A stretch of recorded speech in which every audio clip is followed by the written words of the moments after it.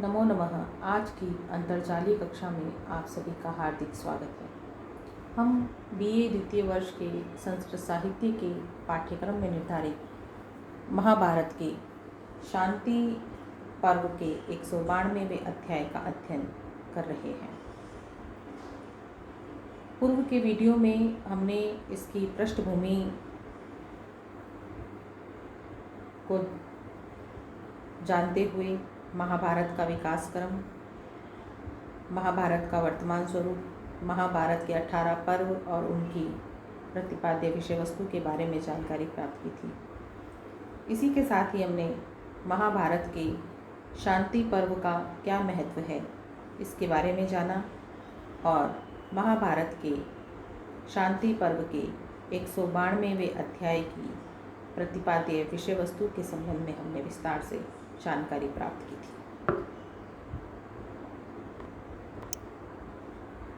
महाभारत के शांति पर्व के 191वें अध्याय में महर्षि भरद्वाज ने मुनि भृंगु से चारों आश्रमों के धर्मों को जानने की जिज्ञासा प्रकट की। तो भारद्वाज के प्रश्न को दृष्टिगत करते हुए भृंगु ऋषि ने ब्रह्मचार्य आश्रम और गृहस्थ आश्रम के धर्मों का वर्णन 191वें अध्याय में किया और 192वें अध्याय में उन्होंने वानप्रस्थ आश्रम और संन्यास आश्रम के धर्म का वर्णन किया और इसी के साथ ही हिमालय के पास में स्थित श्रेष्ठ लोकों का भी इस अध्याय में वर्णन किया है।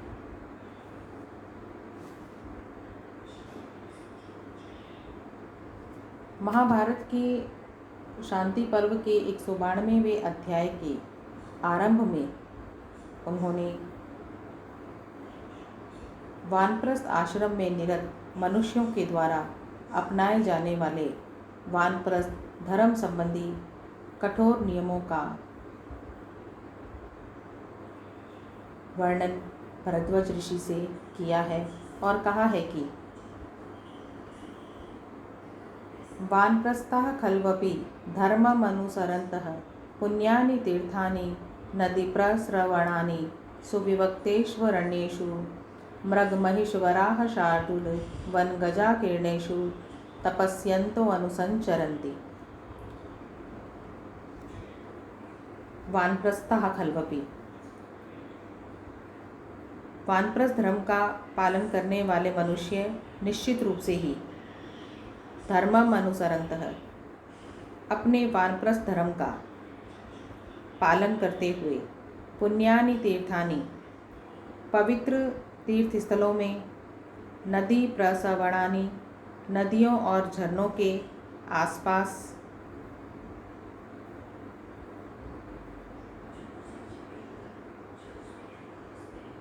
सुविवक्तेष्वरण्येषु एकांत जंगलों में, मृग महिष वराह शार्दूल वनगजाकीर्णेषु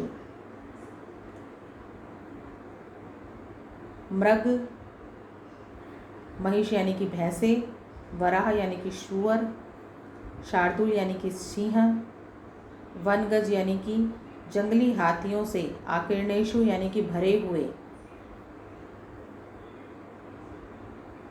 सुविवक्तेष्वरण्येषु एकांत जंगलों में, तपस्यन्तो तपस्या करते हुए, अनुसंचरन्ति विचरण करते हैं। त्यक्त ग्राम्य वस्त्राभ्यवहारोपभोगा,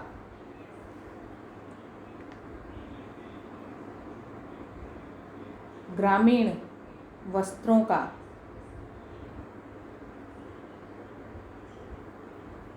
अभ्यवहार भोजन का उपभोगा और विषयोपभोगों का जिन्होंने त्यक्त परित्याग कर दिया है। वन्यौषधि फल मूल पर्ण परिमित विचित्र नियताहारा, वन्य औषधि फल मूल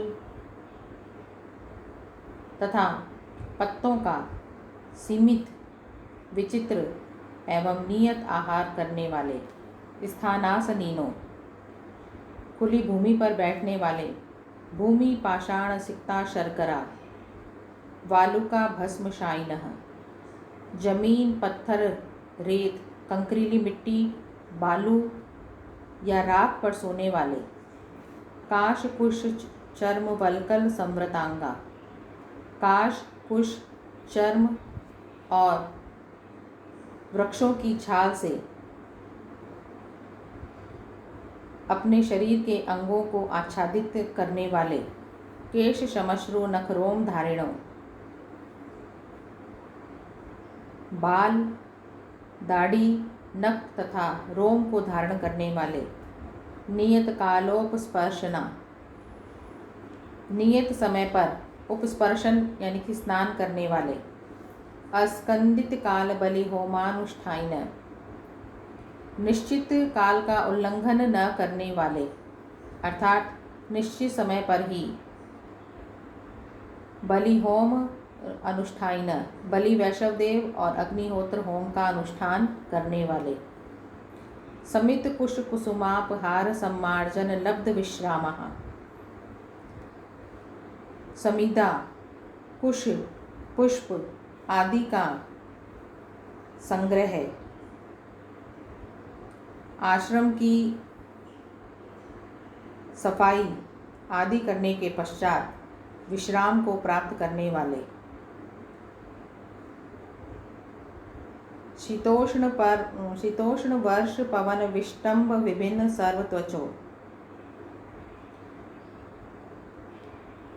शीत यानी कि सर्दी, उष्ण यानी कि गर्मी, वर्ष यानी कि वर्षा, पवन यानी कि हवा के,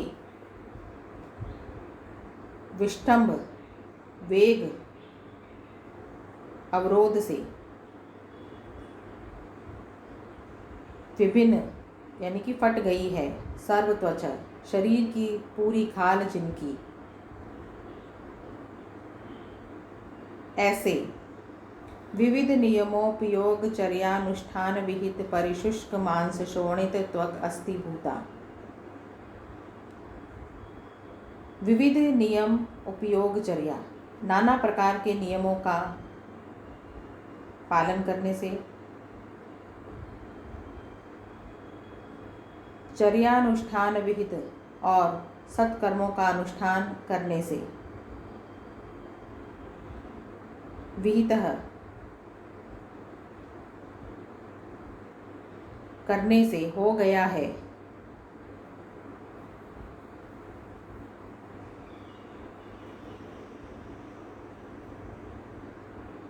परिशुष्क मांस और रक्त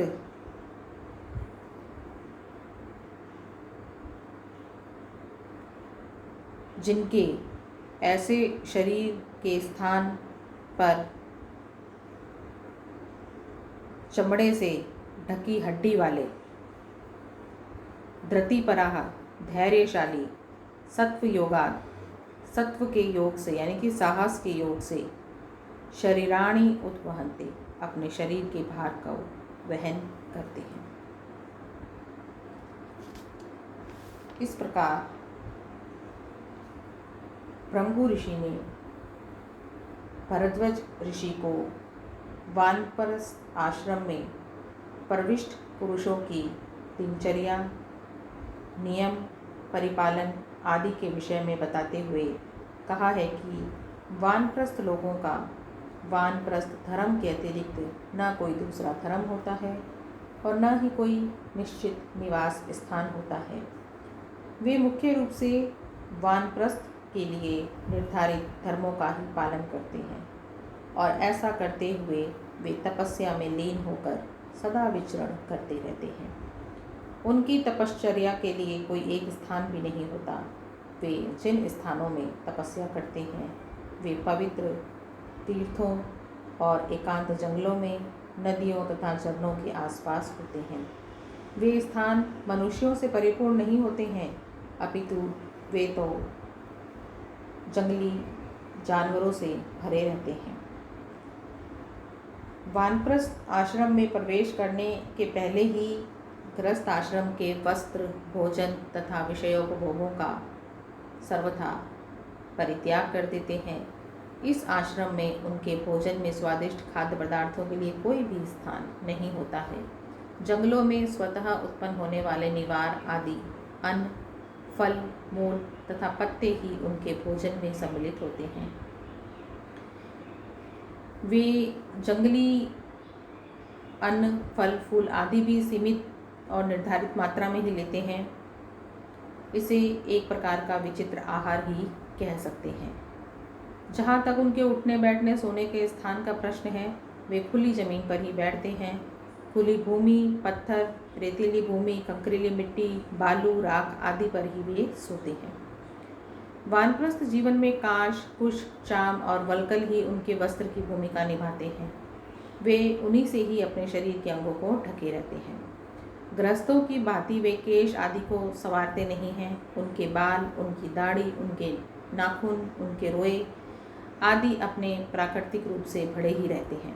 वे विभिन्न धार्मिक कार्यों के लिए निर्धारित समय का परिपालन करते हैं। समय का वे कभी भी उल्लंघन नहीं करते हैं। वे निश्चित समय पर ही स्नान करते हैं। निश्चित समय पर ही वे बलि, वैष्णवदेव तथा अग्निहोत्र का अनुष्ठान करते हैं। उनके लिए आराम हराम होता है। वे प्रातः हवन, पूजा आदि के लिए समिधा, कुश, फूल आदि का संग्रह करते हैं तथा आश्रम की सफाई करते हैं। इन कार्यों का संपादन करने के पश्चात ही उन्हें कुछ थोड़ा सा विश्राम करने का अवसर मिलता है। गृहस्थ जीवन की भांति उनके वानप्रस्थ जीवन में विश्राम के लिए कोई विशेष स्थान नहीं होता है। वानप्रस्थ लोगों की जर्जर शारीरिक स्थिति पर प्रकाश डालते हुए भृगु ऋषि कहते हैं कि वे सर्दी, गर्मी, वर्षा और हवा के वेग को सहते सहते उनके शरीर के चमड़ों की जो खाल है वह फट जाती है। नाना प्रकार के नियमों का पालन और सत्कर्मों का अनुष्ठान करने के कारण उनके शरीर के रक्त मांस सूख जाते हैं। उनके शरीर का स्वरूप एक प्रकार से छिन्न भिन्न हो जाता है। शरीर के चमड़े से ढका हुआ हड्डियों का ढांचा शेष रह जाता है। ऐसी दुर्दशाग्रस्त शारीरिक स्थिति होने पर भी वे अपना धैर्य नहीं होते हैं। वे धैर्य को धारण कर पूरे साहस के साथ अपने जर्जर शरीर का भार वहन करते रहते हैं।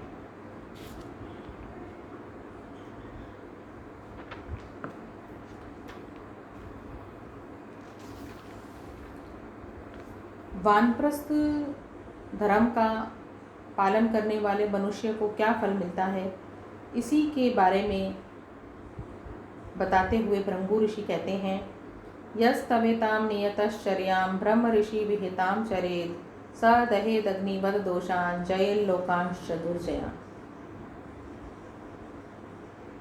अर्थात यह नियतः ब्रह्म ऋषि विहितां एतां चर्यां चरेत्। जो पुरुष नियमबद्ध होकर के ब्रह्म ऋषियों के द्वारा आचरित इस वानप्रस्थ धर्म की विधि का अनुष्ठान करते हैं,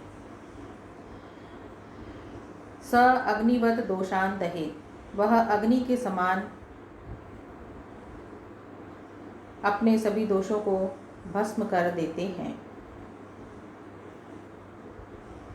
दुर्जयान लोकान च जयेत, और दुस्साध्य है जीतना जिन लोगों को, ऐसे लोगों को भी वे जीत लेते हैं।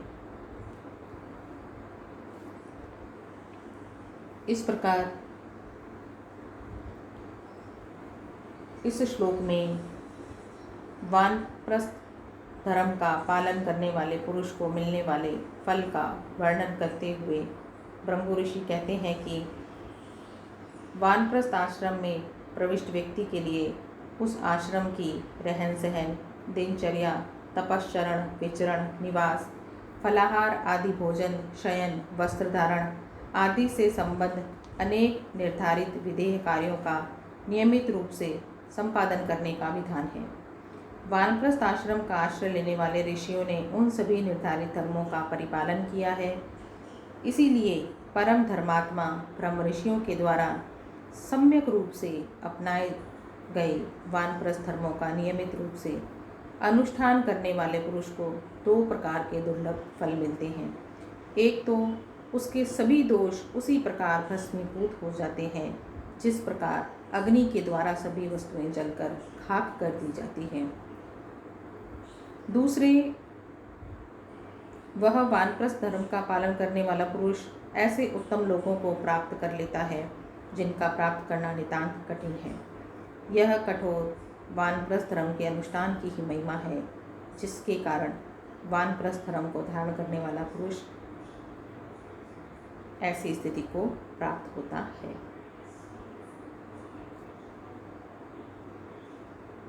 इस प्रकार आज हमने महाभारत के शांति पर्व के 192वें अध्याय के